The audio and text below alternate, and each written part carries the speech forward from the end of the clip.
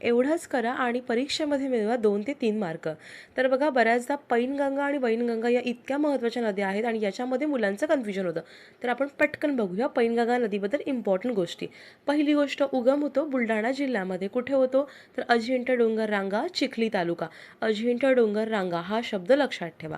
खोरे प्रवाह बघा, ही नदी जी आहे ही गोदावरीची उपनदी आहे. सो गोदावरी नदी खोऱ्याचाच भाग आहे. त्याचबरोबर याचा महाराष्ट्राचा प्रवाह कुठल्या कुठल्या जिल्ह्यातून वाहतो, एक पटकन छोटीशी ट्रिक सांगते ती ऐका.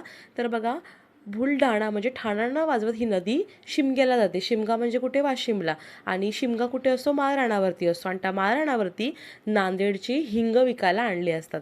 आता प्रमुख उपनद्या कोणत्या आहेत? तर कयाधू, अडान, पूस, अराणा आणि खुनी. सर्वात इम्पॉर्टंट पॉईंट हा लक्षात ठेवा की धरणामध्ये या नदीवरती यवतमाळ जिल्ह्यामध्ये इसापूर नावाचं धरण आहे. आणि वैशिष्ट्यांमध्ये या नदीने यवतमाळ व नांदेड जिल्ह्याची नैसर्गिक सीमा निश्चित केली आहे. आणि या नदीवरती सहस्त्रकुंड धबधबा आहे. चंद्रपूर जिल्हा जुनाजवळ पैनगंगा व वर्धा यांचा संगम होतो. आता ह्यातलं कुठले कुठले पॉईंट लक्षात ठेवायचे मी सांगते. अजिंठा डोंगररांगा पहिला पॉईंट. सेकंड, गोदावरी नदी खोऱ्याचा भाग आहे. तिसरा, याच्यावरती इसापूर धरण आहे. कुठे? तर यवतमाळ जिल्ह्यामध्ये. चौथा, सहस्त्रकुंड धबधबा आहे. आणि पाचवा, या नदीचा म्हणजे पैनगंगाचा आणि वर्धाचा कुठे संगम होतो? तर चंद्रपूर जिल्ह्याजवळ जुनाद येते. आय होप तुम्हाला हे समजलं असेल.